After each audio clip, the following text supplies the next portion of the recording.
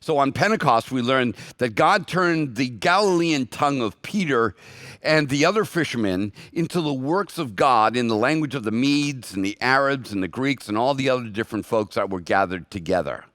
What an incredible thing to be a part of.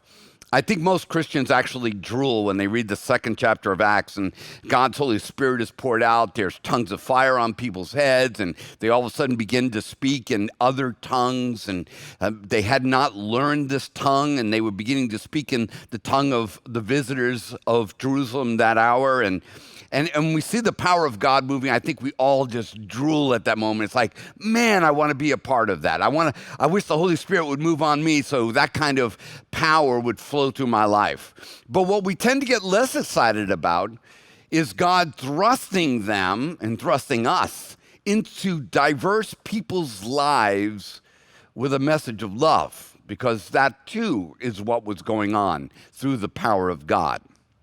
So Peter is awesome. I just absolutely love him, and he speaks to me a lot today as I'm looking at this.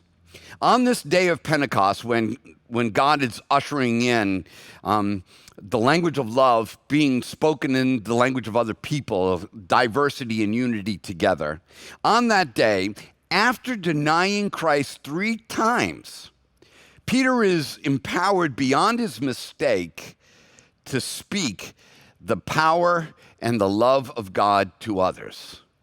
Man, and we all need this. We all need this confidence that regardless of the mistakes of the past, that today, right now, through the power of the Holy Spirit, that we can be emboldened, that we can be empowered by God to stand up and make a difference.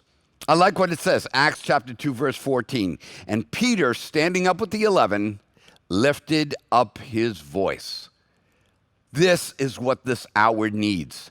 It is a time, regardless of our past mistakes, it is time for us to stand up with our brothers and to lift up our voices.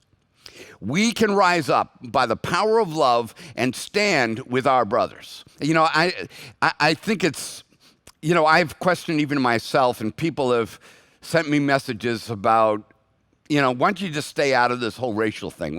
It's none of your business, Pastor Paul. It's none of, you know, this is not something that the church is involved in. As I was looking into the life of John C. Calhoun and trying to understand what his issue with slavery was, and began to discover some of the darker issues that he had with it, one of the things that he said that empowered me was that he was working against the tide of those who had been subverted by the pulpits on the minds of northern minds against slavery and to support abolition.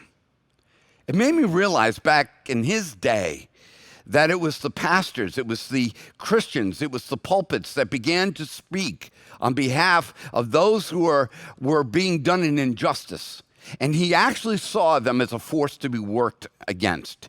And so today, I am taking my place in the pulpit as a child of God, as a teacher, as a preacher of God, to stand up with Peter and my brothers and to call out the injustice and to challenge the inequity of our society and to speak truth and compassion and love. And every one of us are to be called to be empowered to do this.